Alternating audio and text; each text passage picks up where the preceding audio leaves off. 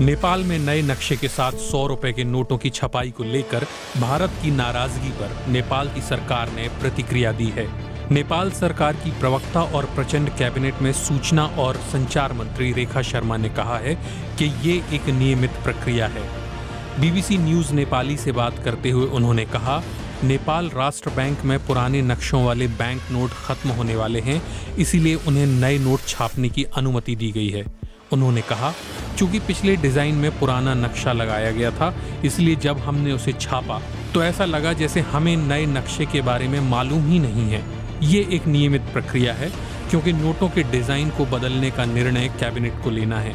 इससे ज्यादा कुछ भी नहीं हुआ है। नेपाल सरकार के इस फैसले पर भारत के विदेश मंत्री एस जयशंकर ने कहा, नए नोटों में दोनों देशों के बीच एक विवादित क्षेत्र का नक्शा शामिल करने के एक तरफा फैसले का वास्तविक स्थिति पर कोई असर नहीं पड़ेगा।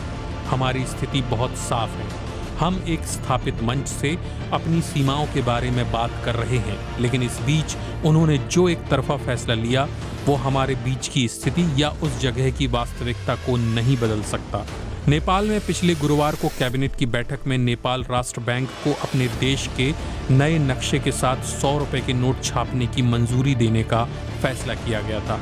एक ओर जहां नेपाल सरकार के इस फैसले से भारत सरकार में नाराजगी है, वहीं नेपाल के ही कूटनीति और अर्थव्यवस्था के कुछ विशेषज्ञों ने भी इसे प्रचंड सरकार का अपरिपक्व कदम बताया है। नेपाल ने साल 2020 के जून महीने में देश का आधिकारिक मानचित्र जारी किया था, जिसमें कालापानी, लिम्पियाथुरा और लिपुलेख को दिखाया गया है। कुछ जानकारों के मुताबिक सरकार का ये फैसला केवल लोकप्रियता के लिए लिया गया था और 4 साल पहले जारी नेपाल के नए नक्शे को कोई खास अंतर्राष्ट्रीय मान्यता नहीं मिल पाई है। नेपाल राष्ट्र बैंक के पूर्व गवर्नर और राष्ट्रपति के सलाहकार चिरंजीवी नेपाल का कहना है कि राष्ट्रीय बैंक को नोटों पर नया नक्शा लगाने की अनुमति देने के सरकार के गुरुवार के फैसले से नेपाल को भारत के साथ व्यापारिक संबंधों में दिक्कत हो सकती है। चिरंजीवी नेपाल कहते हैं, नेपाल का संविधान केवल देश के भीतर ही लागू होता है, लेकिन नेपाली रुपये के नोट पड़ोसी भारत के साथ सीमा क्षेत्रों में भी प्रचलन में हैं। नेपाल के तराई और सीमावर्ती क्षेत्रों में कारोबारी लेन देन आमतौर पर नेपाली रुपये और भारतीय रुपये में किया जाता है। जैसे ही नए नक्शे वाले 100 रुपये के नेपाली नोट बाजार में आएंगे तो हो सकता है कि ये भारत में लगने वाले सीमावर्ती बाजारों में काम नहीं करेंगे। चिरंजीवी नेपाल का कहना है कि सबसे पहले नेपाल को नए मानचित्र की अंतर्राष्ट्रीय स्वीकार्यता बढ़ानी चाहिए थी। त्रिभुवन यूनिवर्सिटी के डीन और अंतर्राष्ट्रीय कूटनीति के प्रोफेसर खड्ग केसी सार्वभौम कहते हैं कि एक संप्रभु देश को अपने नोटों पर देश का नक्शा लगाने के लिए इस बात की चिंता नहीं करनी चाहिए कि पड़ोसी या दूसरे देश क्या कहेंगे। उन्होंने कहा, संविधान में नक्शे को नोट में डालने का मामला एक संप्रभु देश का मुद्दा है।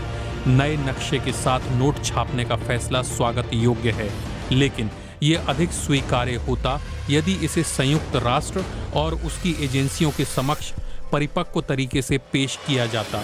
हम ऐसा किए बिना ही स्टंट करते चले गए। उन्होंने कहा कि नेपाल को अपनी जमीन पर दावा करने में संकोच नहीं करना चाहिए।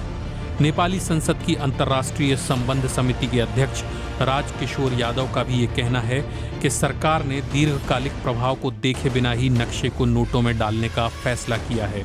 उन्होंने कहा, मुझे लगता है कि ये निर्णय केवल घरेलू मुद्दों के आधार पर लिया गया है।